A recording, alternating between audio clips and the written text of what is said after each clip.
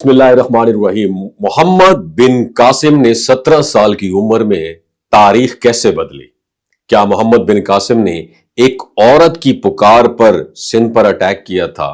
محمد بن قاسم کو کیوں اور کس نے قتل کروایا تھا؟ اور کیا آپ نے کبھی سوچا ہے کہ سندھ کو باب الاسلام کیوں کہا جاتا ہے؟ یہ کہانی ہے محمد بن قاسم کی، ایک ایسے نوجوان سپہ سالار کی جس کی قیادت، بہادری اور حکمت عملی نے نہ صرف ایک خطے کو فتح کیا بلکہ ایک تہذیبی انقلاب کی بنیاد بھی رکھی ہے۔ ان کی کہانی شروع ہوتی ہے 711 عیسوی سے، ایک ایسا وقت جب سندھ پر راجہ داہر کی حکومت تھی۔ سندھ اس وقت دنیا کی ایک مشہور گزرگاہ تھی جہاں تجارت، زراعت اور علم و تہذیب پیک پر تھی، لیکن ساتھ ہی ساتھ ظلم، ناانصافی اور فرقہ واریت بھی بہت عام تھی۔ ایک روایت کے مطابق جب راجہ داہر نے چند خواتین کو گرفتار کیا جو تاجروں کے ساتھ آئی تھی تو انہیں چھڑوانے کے لیے محمد بن قاسم نے سندھ پر اٹیک کیا۔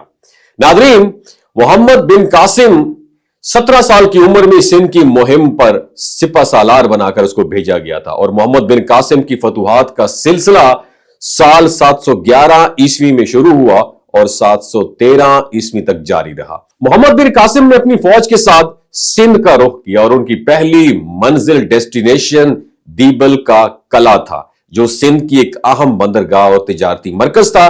دیبل کی بات کی جائے تو ایک مضبوط قلعہ تھا جس کی دیواریں بہت بلند اور ناقابل تسخیر سمجھی جاتی تھی، لیکن محمد بن قاسم نے اپنی جنگی اسٹریٹجی اور جدید آلات جسے منجیق کہتے ہیں اس کا استعمال کیا، اور اس منجیق کی مدد سے انہوں نے قلعے کی دیواروں کو توڑ دیا اور دیبل کو فتح کر لیا۔ دیبل کی فتح کے ساتھ ہی سندھ میں اسلامی مہم کا پہلا انیشیٹو سٹارٹ ہوا، اور دیبل کی فتح کے بعد محمد بن قاسم نے نیرون کوٹ جسے آج کل حیدرآباد کہا جاتا ہے اور سیوستان جیسے اہم شہروں کو بھی ڈسکور کر لیا، فتح کر لیا۔ ہر جگہ وہ مقامی عوام کے ساتھ انصاف اور رواداری کا مظاہرہ کرتے۔ انہوں نے نہ صرف عوام کو مذہبی آزادی دی بلکہ اس کے ساتھ ساتھ انہوں نے ان کے مندروں اور عبادت گاہوں کی حفاظت بھی کی، اور یہی وہ رویہ تھا جس نے مقامی عوام کے دل جیت لیے۔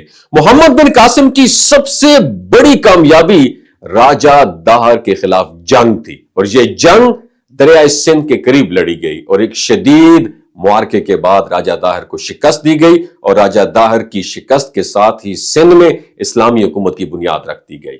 محمد بن قاسم نے سندھ کو صرف فتح نہیں کیا بلکہ وہاں ایک منظم نظام حکومت بھی قائم کیا، اور انہوں نے ٹیکس کے نظام کو بہتر بنایا، عدل و انصاف کا نظام نافذ کیا اور لوگوں کو مساوی حقوق بھی دیے۔ ان کا مقصد صرف جنگ جیتنا نہیں تھا بلکہ ایک ایسا معاشرہ قائم کرنا تھا جہاں انصاف اور رواداری ہو۔ محمد بن قاسم کی مہم نے سندھ میں اسلامی تہذیب کی بنیاد رکھی۔ ان کے ذریعے عربی زبان کا فروغ ہوا، تعلیم و تربیت کے مواقع پیدا ہوئے اور برصغیر میں اسلام کی روشنی پھیلنے لگی۔ سندھ کو باب الاسلام کہا جانے لگا کیونکہ یہ وہ دروازہ تھا جس کے ذریعے اسلام برصغیر میں داخل ہوا۔ انہوں نے تقریباً 4 سال سندھ میں حکومت کی۔ انہوں نے فتوحات کے ساتھ ساتھ سلطنت کا اعلیٰ انتظام کیا اور سندھ میں ایسے نظام حکومت کی بنیاد ڈالی جس نے انصاف کے تمام تقاضوں کو پورا کیا۔ ناظرین، محمد بن قاسم نے اپنی صلاحیتوں، جرأت اور حسن تدبر اور اخلاق کے باعث سندھ میں، ہندوستان میں جو کارنامے سر انجام دیے وہ میں آپ کے ساتھ ڈسکس کرنے جا رہا ہوں، بہت قابل ذکر ہے۔ سندھ کی عوام کے لیے انہوں نے رواداری کی بڑی عمدہ پالیسی اختیار کی۔ محمد بن قاسم کی سندھ کی فتح سیاسی، معاشرتی، مذہبی اور عملی ہر اعتبار سے بے شمار اثرات کے حامل تھی۔ محمد بن قاسم نے سندھ کی فتح کے بعد کنوج جو کہ انڈیا پر واقع ہے، کنوج پر حملے کی تیاری شروع کر دی، اور اسی دوران حجاج بن یوسف مر گیا جس پر محمد بن قاسم کنوج پر فوج کشی کے بجائے واپس آ گیا۔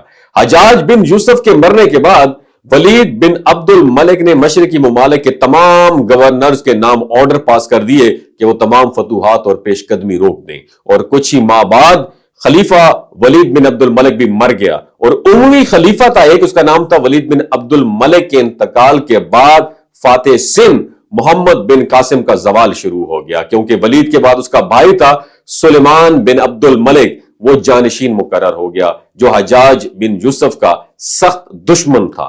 حجاج بن یوسف کا انتقال اگرچہ اس کی خلافت کے آغاز سے قبل ہی ہو گیا تھا، مگر اس عداوت کا بدلہ اس نے حجاج کے تمام خاندان سے لیا اور محمد بن قاسم کی تمام خدمات اور کارناموں کو نظر انداز کرتے ہوئے انہیں حجاج کے خاندان کا فرد ہونے کی جرم نے انہیں عتاب کا نشانہ بنا دیا۔ اور سلیمان بن عبد الملک نے یزید بن ابی کبشہ کو سندھ کا والی بنا کر بھیجا اور حکم دیا کہ محمد بن سلمان کو، محمد بن قاسم کو گرفتار کر کے میرے پاس بھیجو۔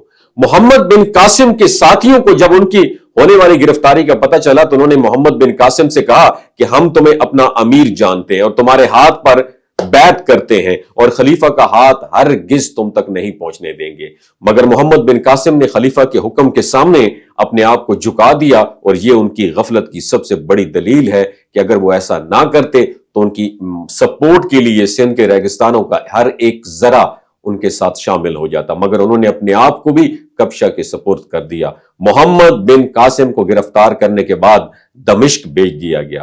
سلیمان بن عبد الملک نے انہیں اس کے جو ان کا ایک قید خانہ تھا اس میں قید کروا دیا، اور 7 مہینے قید کی صعوبتیں جھیلنے کے بعد وہ اس دنیا سے رخصت ہو گئے۔ اس طرح محسن سلطنت کی خلیفہ نے قدر نہ کی اور ایک عظیم فاتح محض خلیفہ کی ذاتی عداوت و دشمنی کی بنا پر اپنی زندگی سے ہاتھ دھونا پڑا، مگر انہوں نے جنگی صلاحیتوں، جرت اور حسن و تدبر و اخلاق کے باعث ہندوستان میں جو کارنامے سر انجام دیے وہ تاریخ میں سنہری حروف سے لکھے گئے، اور ان کی موت سے دنیا جو اسلام ہے اس کو عظیم ڈیمیج پہنچا۔ ناظرین، محمد بن قاسم سندھ میں تقریباً 4 سال رہے اور فاتح سندھ کے بعد انہوں نے یہاں کا نظام حکومت انتہائی کامیابی سے چلایا، اور اس نظام کی کامیابی یقیناً ان کی شخصیت کی مرہون منت تھی۔ اس ویڈیو کے بارے میں آپ کیا کہتے ہیں؟ نیچے کامنٹ سیکشن میں اپنا ایکسپیرینس ضرور شیئر کیجیے۔ اپنا بہت خیال رکھیے۔ اللہ حافظ۔